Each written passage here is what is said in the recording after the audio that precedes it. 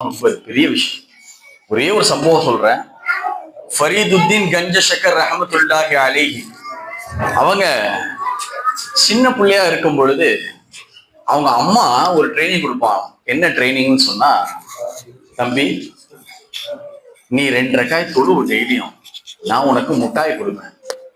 முட்டாய்னா சக்கரைன்னு வையல, சக்கரை மாதிரி ஒரு இனிப்பு பண்ணோம். ஒரு சின்ன நம்மளோட பாஷையை சொல்ல ஒரு முட்டாய் கொடுக்க, சாக்லேட் கொடுக்க. சாக்லேட்ன்றாலே பிள்ளைங்களுக்கு ஒரு ஆர்வம் இருக்கும் தனிப்பட்ட முறையில. நம்ம என்ன சொல்லுவாங்க, நீ 2 ரக்காய் தொழுவணும், தொழுதுன்னா உனக்கு நான் சாக்லேட் கொடுப்பேன். அது எப்படி இருக்கும்னா, நீ முசல்லா அப்படி தூக்கி பார்த்தனா அந்த சாக்லேட் இருக்கும். உடனே அந்த பிள்ளைக்கு ஒரு ஆர்வம், டெய்லியும் நம்மளுக்கு சாக்லேட் கிடைக்கும் போல, அப்ப நம்ம டெய்லியும் தொழுவலாம். சும்மா 2 ரக்காய் தக்பீர் கட்டி தொழுவுறது.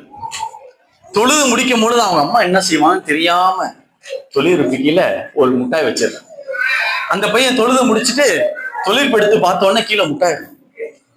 அவ எப்படி மனசுல வந்துருண்டா, அம்மா நான் தொழுதுட்டோம், அதனால அல்லாஹ் எனக்கு முட்டாய் கொடுத்தான் அப்படின்னு மனசுல பதிஞ்சிருச்சு. இப்படியே டெய்லியும் நடக்குது. டெய்லியும் நடக்கும் பொழுது டெய்லியும் தொழுறான் அந்த பிள்ளை ஃபரீதுத்தீன். தொழில் தூக்கி பாக்குறாங்க, சாக்லேட். இப்படியே போயிட்டு இருக்கு.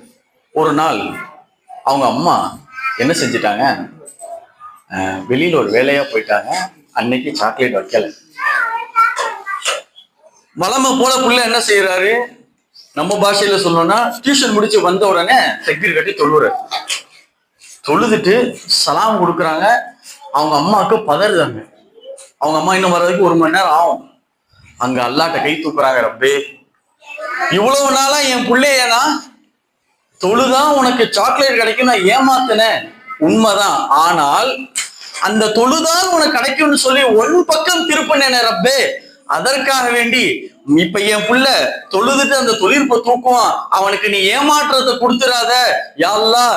என் பிள்ளை உன்னின் பக்கம் சேரணும், உன் அளவுல சேரணும் தானே இப்படி செஞ்சேன், என் பாவத்தை மன்னிச்சிரு, என் பிள்ளைக்கு கருணை காட்டு அப்படின்னு துவா செய்யறாங்க. அந்த அம்மா வந்து ரெகுலரா வீட்டுக்கு வர மாதிரி வராங்க. யதார்த்தமா கேக்குறாங்க, என்னப்பா நீ சாக்லேட் சாப்பிட்டியா அப்படின்னு. நான் அவங்க வைக்காததான் சொல்லல.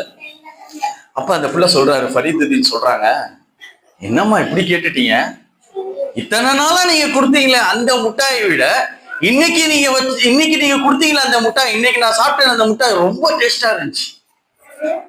அழுகுறாங்க, அப்படியே எப்படி இது.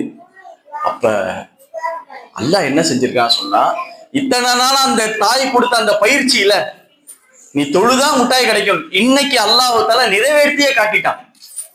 அப்பதான் அவங்க அம்மா சொன்னாங்களாம், தம்பி மகனே இவ்வளவு நாளா உன்னை நான் ஏமாத்திட்டு இருந்தேன்.